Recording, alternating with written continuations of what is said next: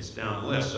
So as long as the powers that are in control think they have a great healthcare system, and there's plenty of arguments as to why they don't. They just think they do. But it's still vastly better than the disenfranchised people who don't vote. And I think that's partly why this really crazy system endures. The other reason is we do have the best healthcare system in the world by far, as Robert pointed out, as long as we know what the purpose of our healthcare system is, which has nothing to do with health. It has to do with creating 18% of our GDP in profits. That's essentially what it is. And we're the best at that. Nobody comes close to us in that regard. So, you know, if you're a Wall Street guy, if your economic intent is to maximize profits, is that right, Josh? Is that the right word? Then we got the best system in the world. Why would you want to change that?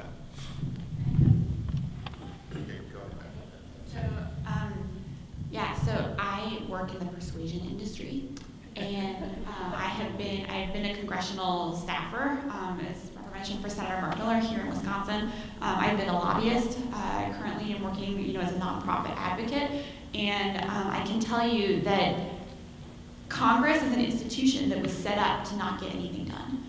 And in the words of former Senate Majority Leader Everett Dirksen, who's a Republican from Illinois, he once said, "When I feel the heat, I see the light." And the only way that you can get change passed in Congress is to make those politicians feel the heat from the voters in their district. The only way, and I'm telling you, this is the only way anything ever got done in the state of Wisconsin when I worked for Mark Miller. The only way I see things getting done in Congress is when those politicians feel the heat from the voters that elected them and know that their own jobs are on the line. So I would say this is about, energizing and motivating your friends and neighbors and colleagues and everyone that you know to get out there and call their members of Congress, visit their member of Congress at a town hall meeting or on the Hill or wherever, and say to them, we demand health care for everyone. It is our right as Americans and as humans. We need health care for everyone. And if you do not step up and help provide it, you will not have a job after the next election. I'll just follow up on Becca's comment and the fact that we do have a medical industrial complex in the United States. It's close to 18% of the GNP, so it's really vast resources are going into the healthcare industry, and many people are benefiting from those profits, and those won't change without policy regulations. So we have to put into place policies that ensure equal coverage and that minimize the profits to the few and maximize the benefits for the majority.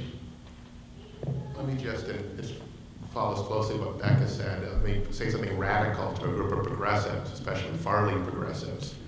And that my PhD is not in health, it's in rhetoric.